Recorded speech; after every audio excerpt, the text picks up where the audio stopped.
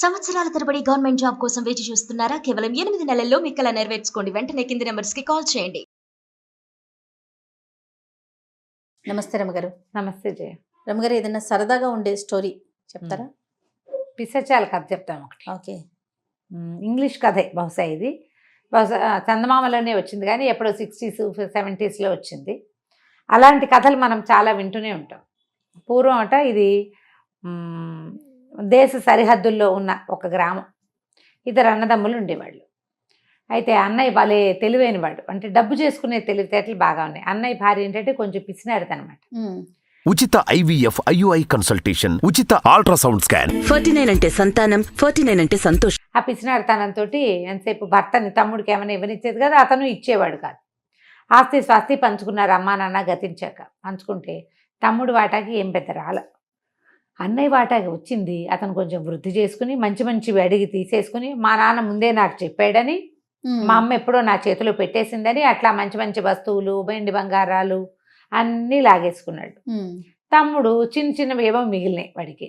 అతనేం పోట్లాట కోరు కాదు, దేవుడి మీద విశ్వాసం ఎక్కువ, పైగా వస్తుభ్రాంతి లేదు. అట్ట ఉండేవాళ్ళు. అన్నయ్య తనకు దొరికిన వాటితోటి ఇంకా కొంచెం జాగ్రత్తగా బాగా సంపాదించుకున్నారు, చక్కగా సెటిల్ అయ్యారు. ఈ తమ్ముడు సామాన్యంగా ఉండేవాడు. ఏంటంటే వీళ్ళ ఊరు ఒక కొండ పక్కన ఉండేది. ఆ కొండ చిన్న ఒక మాదిరి కొండ. ఆ కొండ మీదకి ఎక్కక్కర్లేకుండా కొంచెం ఎక్కి కాస్త ఎత్తు మీద నుంచి దిగితే అవతల ఊళ్ళలో పట్టణాలు ఉండేవి. వీళ్ళది చిన్న ఊరు. ఈ కొండ నుంచి వెళ్ళేటప్పుడు ఏదైనా వస్తువులు అవి తీసుకెళ్ళి అమ్ముకోవటం కోసం వీళ్ళు ఏం చేసేవాళ్ళు, పంచదార పాకం చేసి పక్క ఊళ్ళో అమ్ముకునేవాళ్ళు. ఆ ఊళ్ళల్లో పాకాన్ని నలుచుకుంటారనమాట అన్నిటికీ. అయితే ఈ తమ్ముడు ఏం చేసేవాడు, రోజు కావిట్లో పంచదార పాకం మోసుకెళ్ళి అమ్మేవాడు. అలాగే పాలు, మజ్జిగ, మనకి నెయ్యి అమ్ముతారు కదా ఊళ్ళల్లో, పాకం అమ్మేవాడు. పంచదార పాకం అంటే సిరప్ లాగా చేసేవాడు అనమాట. అయితే ఈ సిరప్ మోసుకెళ్ళేటప్పుడు ఏమైందిట, ఒకసారి ఈ వెళ్తూ ఉంటే ఒక కాలు తొట్టుబడి పడిపోయాడు. పడిపోతే ఈ 2 కావిళ్లలో అటోటి ఇటోటి 2 దుత్తలు ఉన్నాయి పంచదార పాకం. ఆ 2 ఎగిరి వీడి మీద పడ్డాయి. పడేసరికి ఇతను అడ్డదిడ్డంగా పడ్డాడు. ఆ పడిన పంచదార పాకం బయట గాలికి దానికి ఎండిపోయి బిగిసిపోయింది. వీడు పడిన వాడు అటగే పడున్నాడు, లేవలేకపోయాడు. ఈ పాకం అంటేసింది, పాకం అంతా ఆరిపోయింది. పంచదార పాకం తొందరగా ఆరిపోతుంది కదా. అయితే ఏమైంది, చీకటి పడేసరికల్లా ఆ కోనలో కొన్ని పిశాచాలు ఉన్నాయి. అవన్నీ వచ్చి అబ్బో చక్కెర బొమ్మ దొరికింది మనకి, ఏం చక్క అని చెప్పేసి ఆ బొమ్మ వీడిని ఎత్తుకుని తీసుకుపోయారు. పైనుంచి కింద దాకా పడిపోయింది, నిండిపోయాడు దాంతో, పాకంతో. తీసుకెళ్ళి ఏం చేశారు, సరే చిన్న చిన్న ముక్కలు గిల్లుకుని తిన్నారు. వీడికి మెలకు వచ్చింది. వాళ్ళు మోసుకెళ్ళారు. ఇక్కడేమో చల్లో బిగుసుపోయి పడున్నాడు. అవేమో లోపలికి ఒక గుహ లాంటి దాంట్లోకి తీసుకుపోయినాయి. లోపల కాస్త వెచ్చగా ఉంది. వీడికి అర్థమైంది ఏదో జరుగుతోంది ఇక్కడ అని. అక్కడి నుంచి అవి ఏం చేసినాయి, ఎవరికి వాళ్ళకి కనపడడం కోసం ఏం చేసినాయి, ఒక బ్యాగులోంచి ఒక జేగంట లాంటిది తీసినాయి. చేతి గంట ఇట్లా కొట్టేది. ఆ జేగంట టంగుమని కొట్టంగానే దీపాలు వెలిగినాయి. అంది కూర్చుని కాస్త కాస్త గిల్లుకుని తిన్నాయి పంచదార వీడి మీద నుంచి పాకం. అక్కడి నుంచి ఏమనుకున్నాయి, శుభ్రంగా తినేసి పడుకుందాము, మనం ఇంకా అన్నం తినాలి, తిండి తినాలి, తిండికి ముందు స్వీట్ ఎక్కువ తింటే అన్నం సహించదు, కాబట్టి అన్నం తినేసాక రాత్రికి మళ్ళీ లేస్తాం కదా షికార్కి వెళ్ళేటప్పుడు స్వీట్ తిని కనుక షికారు వెళ్తే ఓపిక్గా ఉంటుంది, బాగా తిరగలుగుతాం అని భావించినాయి. వీడు పడుకునే ఉన్నాడు. అయితే ఇవన్నీ ఆ జేగంట మోగించి ఏమిటేమిటో రకరకాల పదార్థాలు వచ్చేలాగా చేసుకున్నాయి, తిండి పదార్థాలు. వీడు పడుకున్నట్టే తలకాయ పక్క తిప్పి చూస్తున్నాడు. చూస్తుంటే అవన్నీ పళ్ళు అడిగింది ఒకటి, కూరలు అడిగింది ఒకటి, పచ్చళ్ళు అడిగింది ఒకటి, ఏవో జ్యూసులు అడిగితే అవి వచ్చి బల్ల మీద ఏర్పడ్డాయి. పిశాచాలన్నీ ఆ గంటని ఒక బ్యాగులో దాచేసినాయి. అక్కడే కూర్చుని శుభ్రంగా తిన్నాయి. వీడికి తెలిసింది ఆ గంట మోగిస్తే తిండి వస్తుంది అని. వీడు అలా కూర్చుని ఇవన్నీ తిన్నాక కాసేపు అన్నీ ఒరిగి పడుకున్నాయి. వీడు పడుకునే ఉన్నాడు.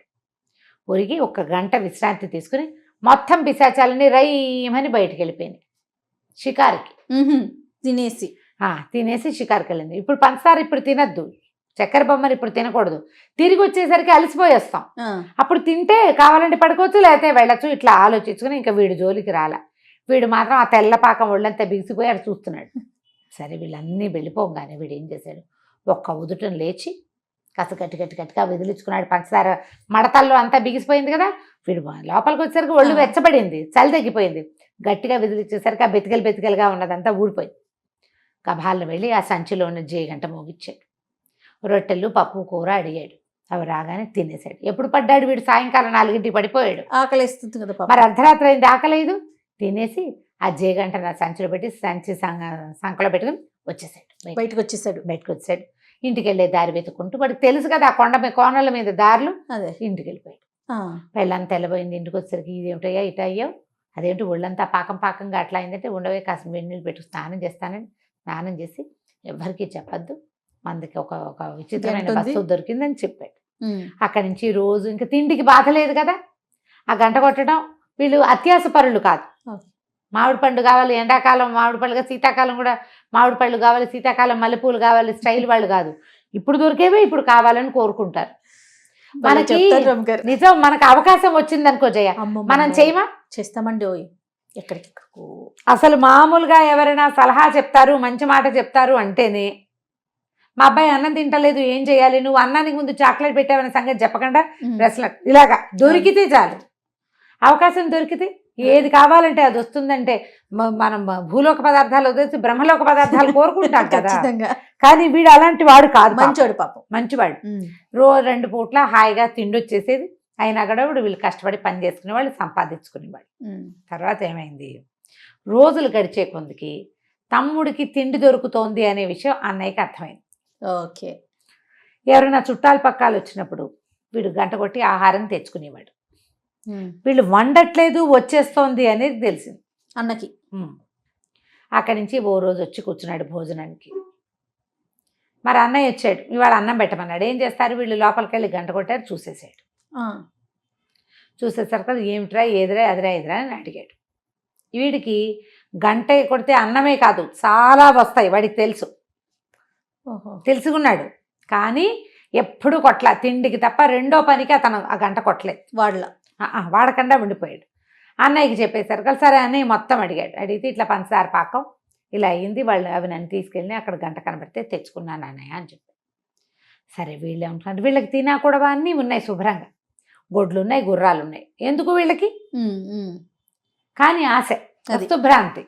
వాళ్ళు ఏమనుకున్నారు, మొగుడు పెళ్ళాం ఆవిడ పెళ్ళాం అంది. ఏమయ్యా నువ్వు మాత్రం ఇక్కడ ఎందుకుంటావు, పంచదార పాకం చేసిస్తే మీ మరదలకు వచ్చింది నాకు రాదా, పట్టుకెళ్ళు చూద్దామంది. సరే పంచదార పాకం 2 దుత్తలు నిండా చేసి ఇచ్చింది. వీడిపోయి తమ్ముడు ఎక్కడ పడ్డానని చెప్పాడో అక్కడే పడ్డాడు. కావాలని పాకం అంతా పూసుకున్నాడు, పడుకున్నాడు. చలికి బిగిసిపోయాడు. చూస్తున్నాడు ఏమైనా వస్తాయని. మధ్యలో నిద్ర పట్టేస్తుంది కానీ మెలకుగానే ఉన్నాడు.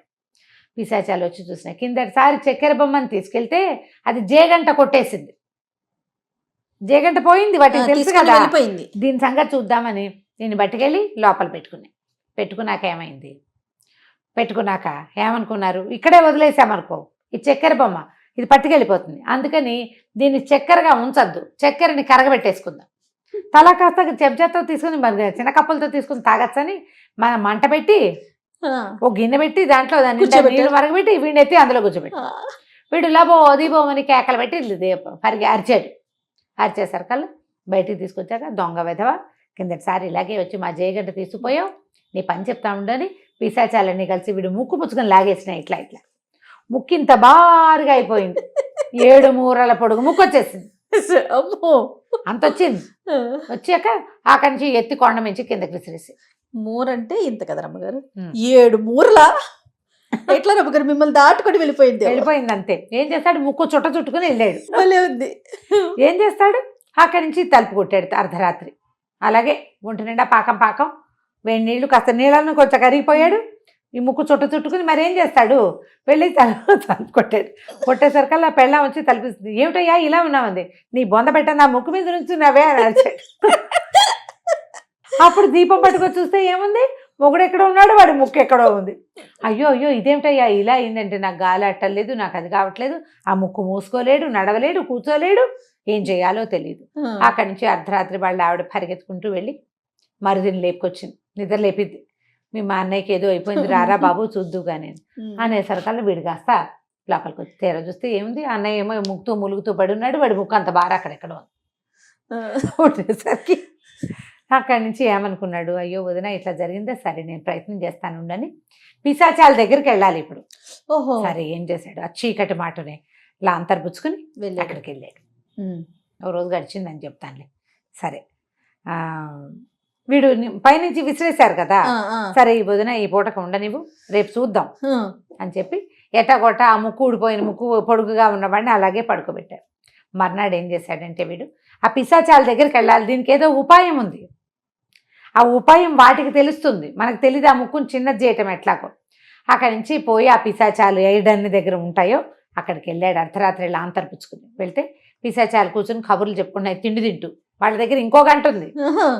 తింటుంటే ఆ పిశాచాల నాయకుడు ఒకడు వచ్చాడు, ఒక పొట్టిభూతం ఒకటి ఉంది అందులో, ఆ చిన్న పిశాచం అనమాట. అది అడిగింది, ఆ చక్కెర బొమ్మకు ముక్కు ఇంత పొడుగు సాగదీసాం, ఆ ముక్కుతో వాడు ఏం చేస్తున్నాడో 4 ముక్కలైనా గిలుకుని తిన్నాం కాదు అంటుంటే ఆ నాయకుడు అన్నాడు, ఏముంది వాడి దగ్గర ఏముంది ఉపాయం, ఆ జేగంటతోటి 1 గంట కొట్టి తగ్గు తగ్గు తగ్గు అంటే తగ్గిపోతుంది ముక్కు.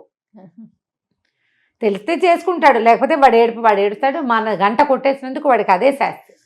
వీడికి నుంచి తమ్ముడు అన్నీ వినేశాడు. ఇంకేముంది ఇక పర్వాలేదులే, ఉపాయం తెలిసిందని పరిగెత్తుకుంటూ ఇంటికి వెళ్ళిపోయాడు. అక్కడి నుంచి జేగంట పుచ్చుకెళ్ళాడు. జేగంట పుచ్చి 1 గంట కొట్టి తగ్గు అంటే అది ఇంచీలు చొప్పున తగ్గుతోంది. 7 మూరలు ఎప్పటికి తగ్గాలి, అదే కదా. తగ్గుతుంటే వదినికి విసుగు పుట్టిపోయింది. ఆ. ఇంతసేపు వెయిటింగ్ ఏంటంటే గంట లాక్కుంది. తమ్ముడు వరిది కావాలని చెయ్యట్లేదేమో, నిదానంగా చేస్తున్నాడు, ఇలా కాదని లాక్కుని ఆ గంట నేలకేసి టంగు టంగుడు తగ్గు తగ్గు తగ్గు తగ్గు తగ్గు తగ్గు తగ్గు తగ్గు అని కొట్టేసి చివరికి మొత్తం తగ్గిపోయి ముక్కు తగ్గిపోయి మొత్తం తగ్గిపోయింది. ముక్కు అంతా పోయింది. కొంత మటుకు వచ్చాక ఆపుకోవాలి కదా, ఈ తగ్గు తగ్గు అని చేసేటప్పటికి ముక్కు కాస్త పోయింది, ముక్కిడి అయిపోయాడు, ముక్కులేని వాడైపోయాడు వాడు చివరికి. ఇంకా అప్పుడేం చేస్తారు, రా అంటే రాదు, తగ్గటం వరకే అది. తగ్గిపోయింది. ఇక ఏమీ లేక ఈ పెళ్ళాం తొందరపాటు వల్ల, మొగుడి తొందరపాటు వల్లేమో అక్కడికి వెళ్ళాడు, పెళ్ళాం తొందరపాటు వల్లేమో ముక్కు కాస్త పోయి అన్నయ్య ముక్కిడే అయిపోయాడు. తమ్ముడు ఏం చేస్తాడు, అయ్యో అయ్యో అయ్యో అన్నాడు, అయ్యో లేదు ఇంకేం లేదు, ముక్కు లోపలికి వెళ్ళిపోయింది, ఇంకేం లేదు అక్కడ.